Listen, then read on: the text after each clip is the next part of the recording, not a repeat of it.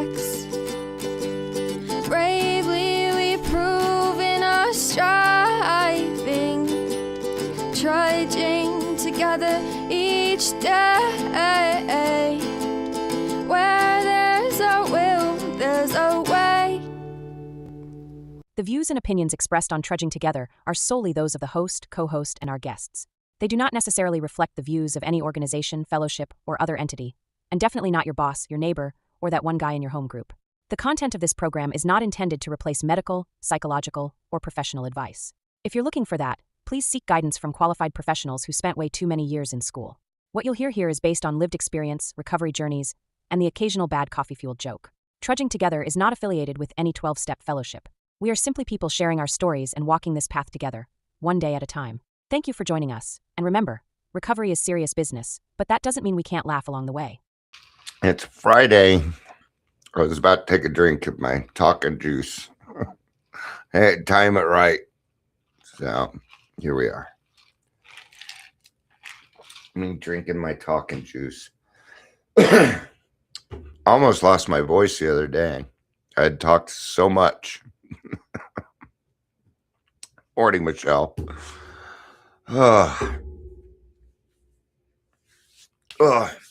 Got a meeting at noon with the director.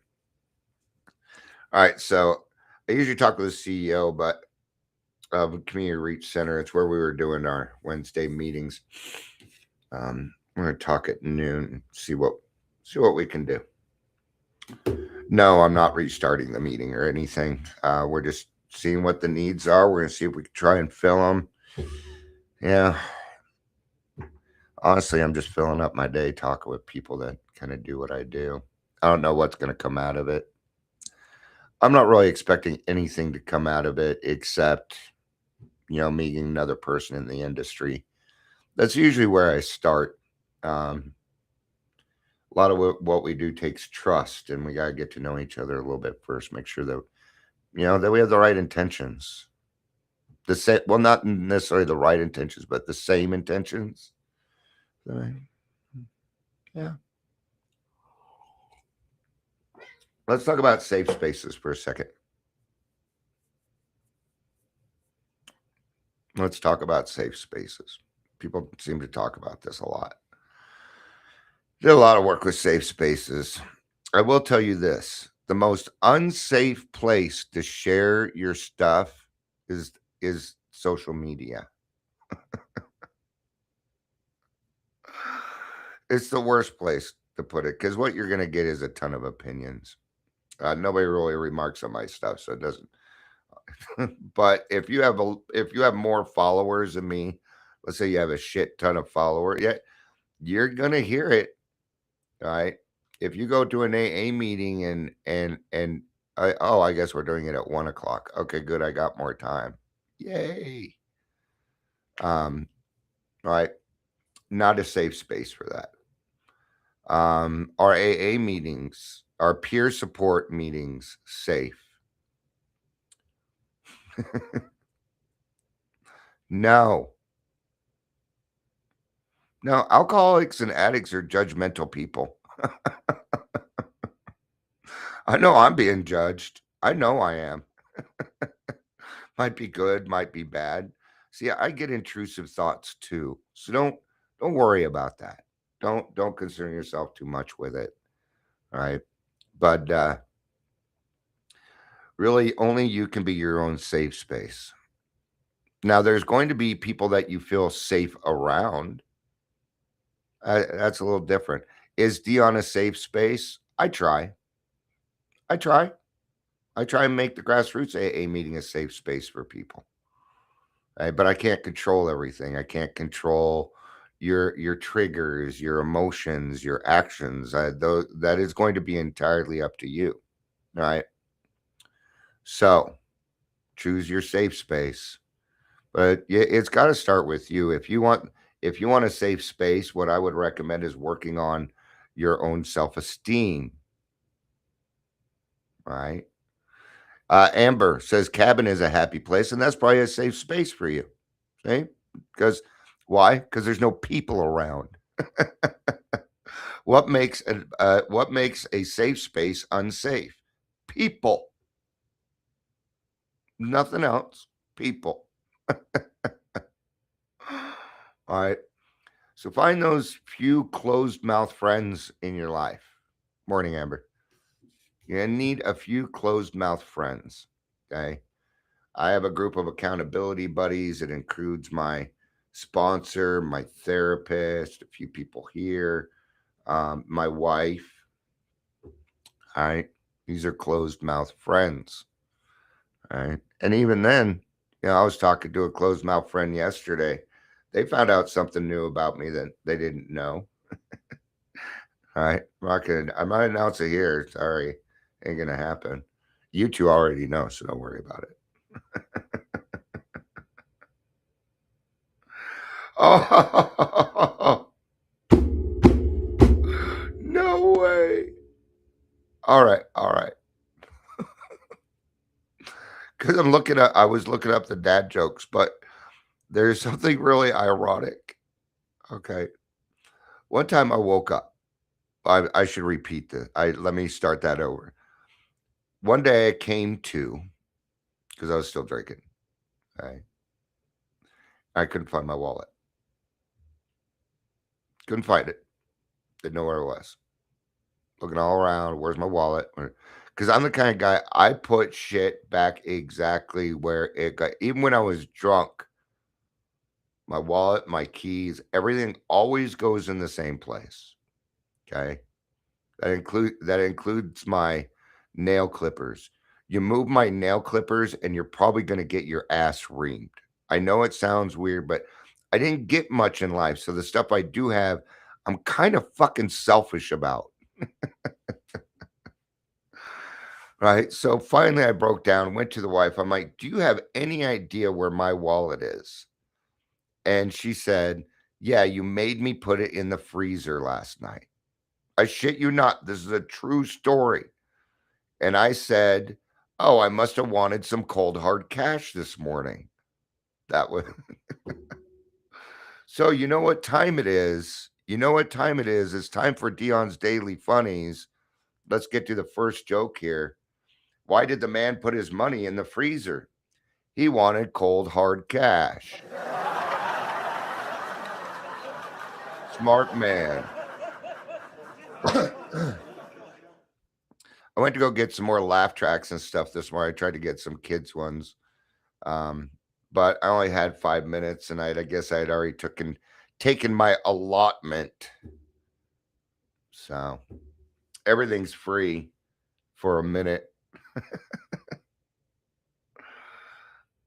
Oh, we already did this one. Oh man. Okay. My bad. I'm gonna go to Bustle here. Because it was what do you call a fish with one eye? A fits, and I'm no good at that. Son, Dad, can you explain please to me?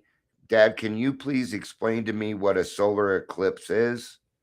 Dad, no, son.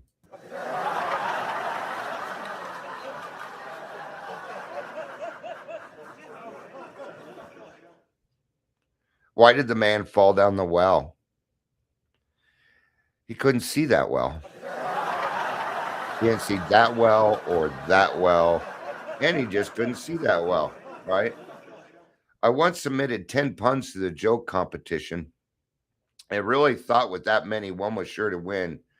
Sadly, no pun intended.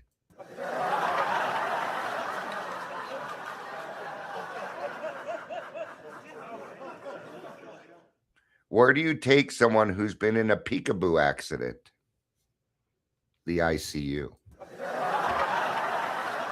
So, I know. Michelle, those were decent today. All right. Well, we always gotta start things off with a little bit of laughter. We gotta have fun. All right. We're gonna be digging into something a little bit deeper today. It's gonna be a topic not many I don't know how many people are actually going to agree with this topic. But you know, some people will. I believe that alcoholics are chosen We were born with this disease, and we were born with this disease for a reason. Welcome to the Daily Trudge. My name is Dion. I am your host today. We won't have any special guests next week. Next week we have a guest coming on. Paris will be telling her story. That will be out next week. I'm really looking forward to that one. If you're here, please say hello, whether you're watching the live or the rewatch. I believe we're doing that on Wednesday. Let me double check on that. We're doing it Tuesday, so you'll have it. We'll have that out on Tuesday. The week after that, I'm going to be interviewing a man named Mike T from the Peer Recovery Association. That ought to be interesting. He's going to come tell a story with us, explain why he does what he does. So I'm looking for more speakers. I'm trying to do a podcast a week. All right. So we can get to that. That's 4 podcasts a month. It's more than you think. Well, not as much as you might think because I don't edit. I see no point in editing. And I will stand on that rock too. All right. So, in the beginning, my alcoholism, it felt like a curse. But I'm going to tell you something, right? And Amber, let me know if you went through this too, because your story is kind of like mine in the beginning, where I knew that I was an alcoholic at a very young age. And in a way, it excited me because it meant I knew I could get away with some things. Yeah, didn't quite work out that way though. Worked real well in my head. But when it came to the application of it in life, I mean, I got away with it for a few years, but not for very long. At some point, they started to figure out you're abusing this. You're taking it further. By the time I was 16, I was in treatment. It's the first time I went through treatment.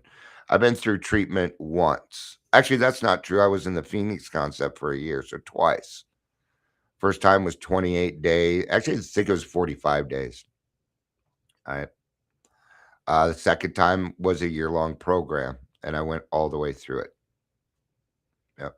I completed that program. I graduated. I was actually one of the very first alumni to go through the Phoenix concept. It is not what it used to be, though.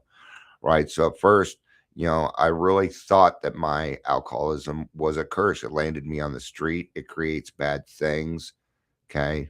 I created a lot of destruction. The wreckage that comes with it. That doesn't feel that doesn't feel like a calling, does it? Now, what is it? What was happening? We were going through the hard parts. Did you notice your consequences are different? Yeah. Tyler and I talked about this a lot yesterday, that it's it feels unfair. That I'll drink 7, 8 drinks. That person will have, 3, 4. That's a good comparison because I have a higher tolerance. But even then, the consequences are different.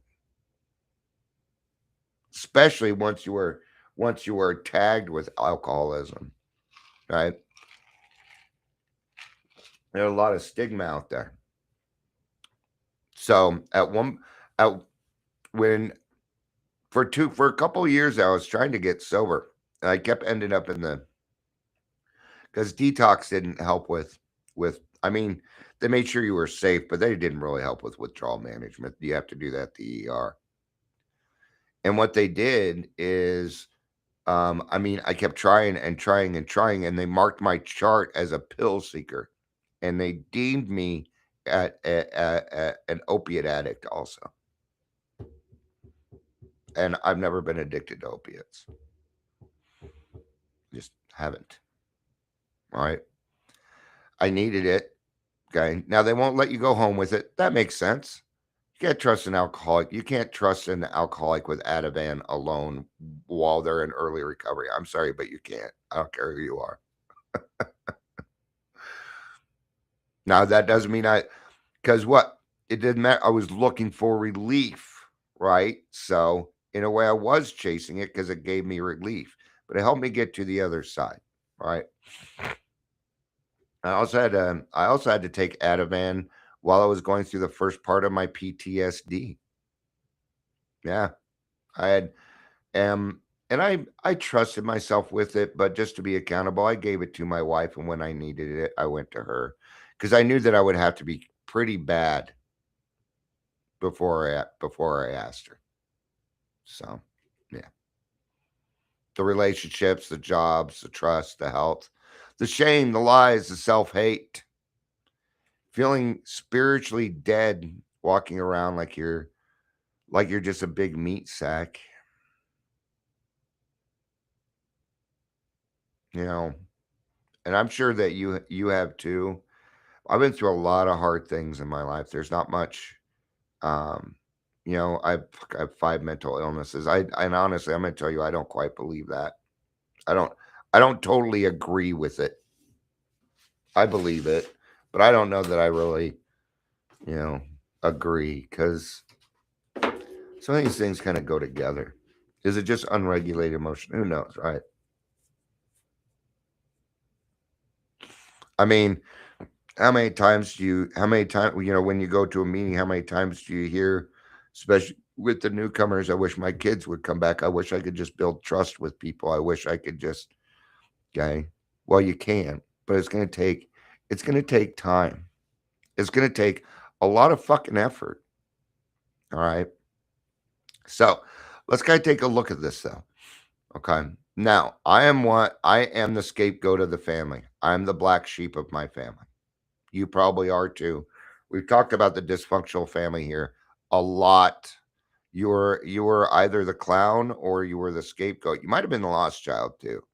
But the oldest hardly ever, the hero hardly ever becomes the alcoholic. What they become is codependents.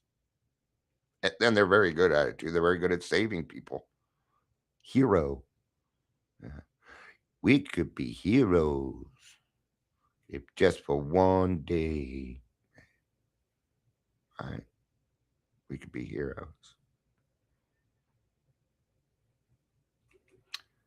Sorry, this is kind of a tough one to kind of talk about because yeah, I'm gonna have to talk about some pretty personal things, but well, no, I don't. Okay, but what is really happening here? It is preparation. But the thing is, we don't always make it. Not all of us make it, do we? It doesn't always. In fact, most people that have alcoholism do not make it. They don't even know that AA exists. How can they not know? Did you always know that AA existed? I did, because right. But really, what I was going through was an emergence. And let me put it this way: I am grateful to be an alcoholic, and a lot of people I'll bring that up in an in-person meeting, and you can hear the what? You can hear the disagreement. But these are people that haven't figured out the answer. They're not recovered alcoholics yet. Recovered alcoholics go, yep, yep, sure am. I agree with that one. Now, why? Why? I am grateful to be an alcoholic because there is nothing else in my life that would have led me to God. And God is probably the biggest fact in my life. This is where people would think I'm religious. I must be. So you call me religious too long, I might just go read the Bible and start preaching at your asses. So I'd be careful what you call me. Right? Just like people called me an alcoholic. I took the challenge. I did. Yeah. 14. You have signs of alcoholism. And you have signs of my foot up your ass. It's coming. Even at that age, I was like that. I was like, fuck you. And all right. So it gave me an excuse, right? So feeling doomed, broken beyond repair, the belief that nothing good could ever come from this. This is the narrative of the curse. Yeah, I'm going to give you an example because I also didn't want CPTSD and I thought I had handled my shit, but I clearly had not. And at 45, I had my first anxiety attack. At 45, just happened. Middle of King Supers. I had no idea where I was at. I'm glad I could remember my wife's name. They had to track her down. And it was hard. It was, I mean, it's a lot of anger, a lot of paranoia, um, a lot of anger, right?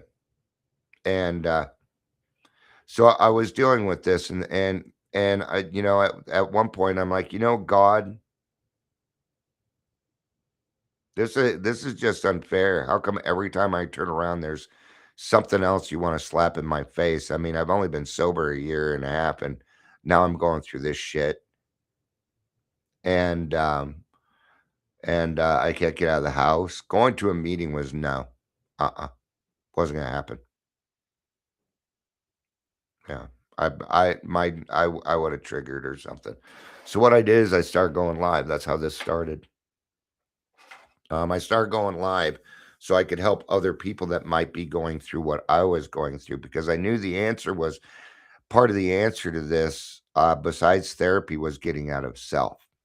Right. And what I had to do is I had to learn how to stay home, stay sober without driving my wife fucking crazy, without driving myself crazy. And I did. I learned how to do that. Okay. It took some closed mouth friends, took some talking, took some growing, took some work. And then something happened. COVID happened. And you all came into my world. Now, please don't take this wrong, right? Because I certainly do not exalt in the death of others, but it made me excited. I got excited. Finally, finally, okay. Something was going kind of, the fact that then I really got to shine and the Zoom meeting started. Now, what was that? What was it? It was a God. You know what God said? He said, Dion, I gave you this disease. I put PTSD in your life right now because I love you, because I trust you with my children.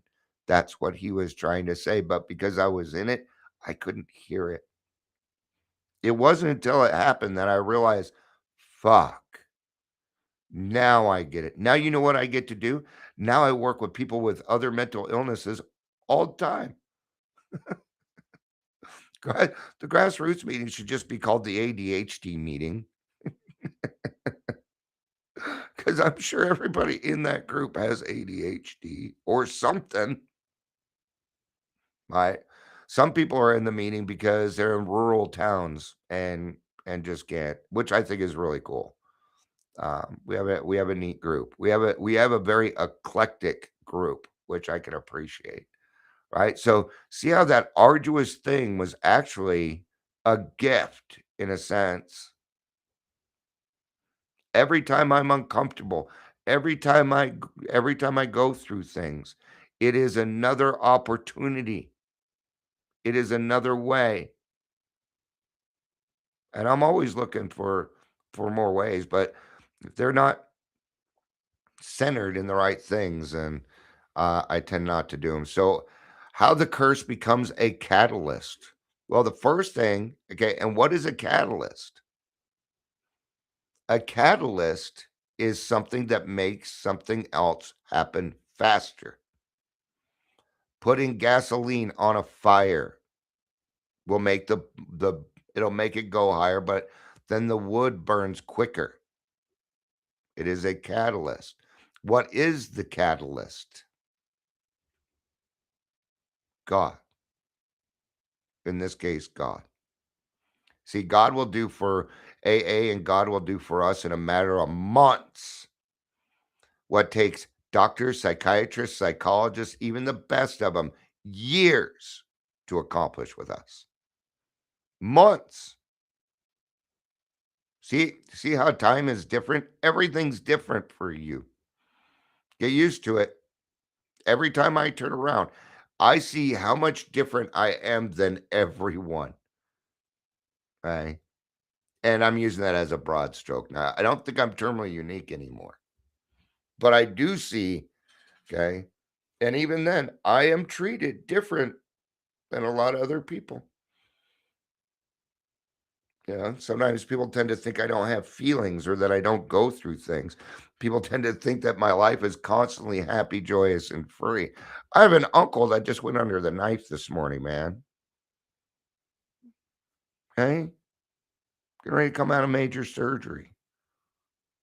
It's my wife's uncle, but this guy's part of the family.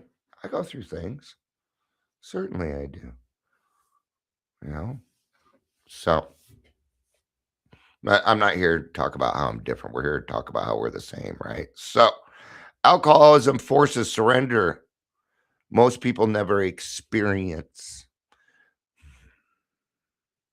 Now, remember how you are treated differently? Well, these come in good forms too.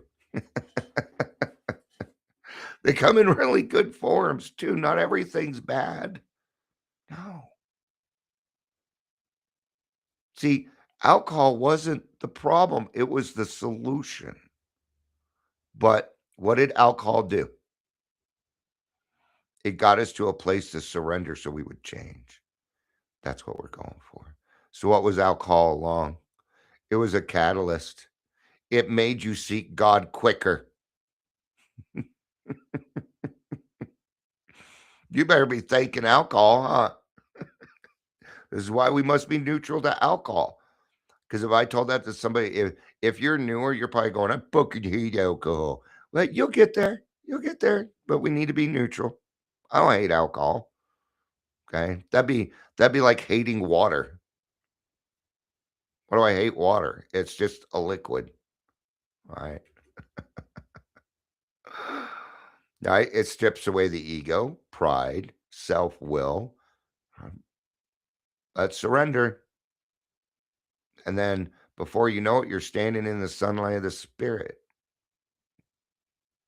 Because you will become relieved of the bondage of self. It was me. Right? So take a look at it. Take a look. So remember, if you take a look at your childhood before you started drinking, think of all your alcoholic tendencies that you had, because you had them. I did. Some people, I hear stories all the time. I didn't start drinking until I was 30. 5 years later, here I'm sitting. Catalyst. Catalyst. It got you to surrender quicker. That was the whole point of life, was finding that surrender so that you could have a better life, so that you could be happy, joyous, and free. Now, see, you're going to get gifts that nobody else going to get, like a certain kind of happiness, a certain kind of peace. You're going to be able to see the forest for the fucking trees. Hey, Steph, good to see you. She says sugar addict as a child. Absolutely. Yeah, I believe that. I was told that I have an addictive personality, so I just need to watch everything. I'm like, okay, great. So what I heard was pick your addiction. We're gonna spin the wheel. What addiction we going for today? Right? So if you look at it, it worked that way, didn't it? What else does it do? It's going to bring you a moment of clarity. You Mr. Miss, I'm gonna do everything myself. It was we had defiance from the moment we were born. Defiance.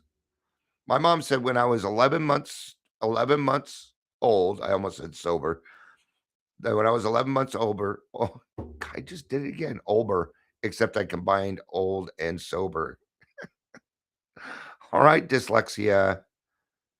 You got it straight now? Okay. When I was 11 months old, she said I got up, walked around for about a day and a half, didn't like it, went back to crawling. Started walking when I was like 13, 14 months. I was always defiant. Here's another story. I'm not sure how old I was old enough not to remember, so I'm thinking 4, 5, 6, somewhere in that range, right? I guess I was running down up and down the hall, and my mom said, "Dion, if you keep running up and down the hall, I'm going to charge you a dime each time you do it." I went and grabbed my piggy bank. I handed it to her. I prepaid, and I ran up and down that hallway. Defiance. I was always defiant. All right. Steph, nurture versus nature conversation could be both. Absolutely can be. There might be other things going on in the family, right? Personally, I believe it is a nature thing, right? Because I have seen kids that are adopted who grew up in great families but had the same defiance. I've seen some people that were really good kids, but because of the way that they were not nurtured, they became alcoholics or addicts. So, yeah, personally, I believe in the nature, but that doesn't mean nurture has nothing to do with it. No. Now, what I would say to that is nature versus nurture should never be an argument, but it can be a pathway to a landing place that we can agree on that we went through this shit. We need to be better people, right? So, yeah, thank you for that, Steph. I love it when people throw that hard stuff in there and make me think a little bit more than I should. All right. So, how else does this curse become a catalyst? The moment that becomes a doorway to a spiritual awakening. We talk about this doorway all the time. We call it an arc in AA, right? It says that this is the keystone through the arc of which you are going to walk a free person. Okay. Now, did you know you built this ark? And I'm not talking about the ark that's a boat. I'm talking about the one that holds a door. Step 3 is the keystone to that archway. That door is the door of willingness in step 2. These things go together. That door is your door. It's your key of willingness. And only you can build the ark through which you will walk a free person because we are going for the freedom of the bondage of self. I'm a very selfish person. I still am. I'm just selfish about something different besides alcohol and Dion. Right. Steph says I wasn't physically addicted to alcohol until I was in my 40s. You were the person I was actually kind of thinking of earlier, and I didn't even know you were here. When I talked about that, I've heard some people not drink till they're 30 or 40, and bam, didn't take long. So thank you, Steph. All right. Pain becomes the invitation to something bigger. So pain becomes a motivation instead of something that we whine about, right? Because what do we say? Pain is the touchstone of all change. Now, I think that's a little overdoing it because pain is not the touchstone of all change. It is not even necessarily a requirement, but it is often quite used. Okay. Now, I can see this turning into manipulation. I see it all the time. Yeah. These commercials for like treatment centers. I was really blah, blah, blah, blah, blah, blah, blah. Now I'm great. Yeah, these are actors. Okay. We already know the bad part. I know the bad part. I was there. I lived it too. Okay. So when we're using that kind of pain, yeah, that's more. Now, why am I saying that? Because if you can understand that humility and character building is a way to go, you can avoid the pain because then you will be proactive about things going on in your life. You will set yourself up to succeed instead of setting yourself up to fail. So alcoholism is the calling. God often chooses the broken to help the broken, but I am no longer broken. He healed me. And the first thing that he did was take away the obsession of alcohol. Why? Because I earnestly didn't want it anymore. Earnestly. I had no lurking notions. There was nothing left. The only thing left was death. I hit all the yets. Actually, the only death and, well, clearly I don't have alcohol dementia. Maybe a little, but just enough to keep it entertaining. I've always been a little weird in the head, right? And a liver transplant. That's about the only thing in that in alcoholism that I haven't experienced. I've been jaundiced. I've been given 6 months to live. I've been through all that. Didn't scare me. No. Hurting my family without making it right before I left scared me more than death. Right.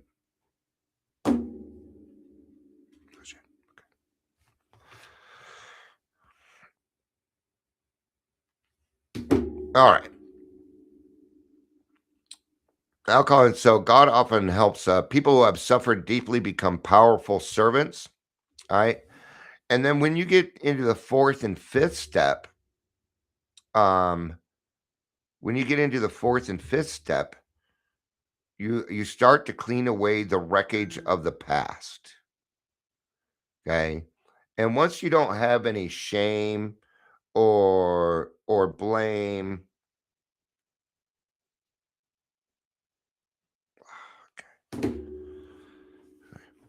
I get a little I get a little pissy when people are unprepared, and I kind of have to answer that.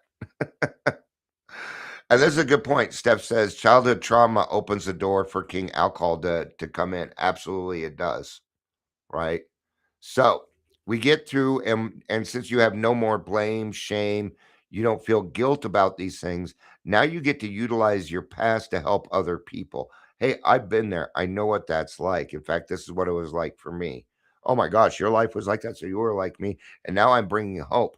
Now that tumultuous story that everybody just hates me. Now this thing has been cleared up, and I get to use it to save somebody else's life. We're lifesavers. We're lifesavers. I gotta do this. Uh, I'm sorry.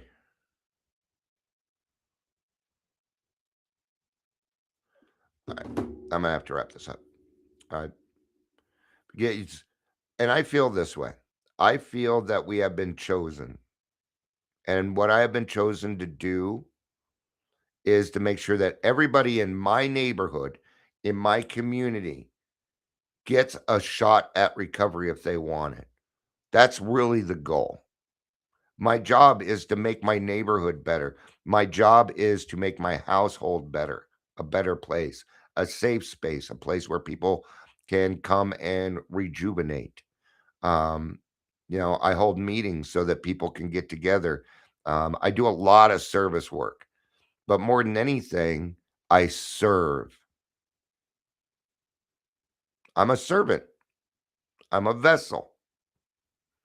Okay. Remember earlier, I said I'm a very, very selfish person. My selfishness is still there. It's just now my selfishness is I want you to make it. I want you to have a better life. I already have one. I don't need that part anymore. I already got it.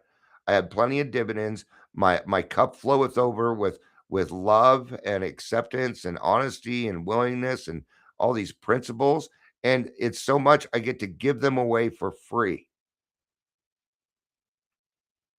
And the gifts that come back, the dividends that come back. And what are those dividends? Watching somebody reclaim their lives is probably the best thing I've ever watched in the entire world. Hmm. All right. All right. I'm gonna have to wrap this up. I hate to end abruptly, but let's kind of uh what it calling looks like.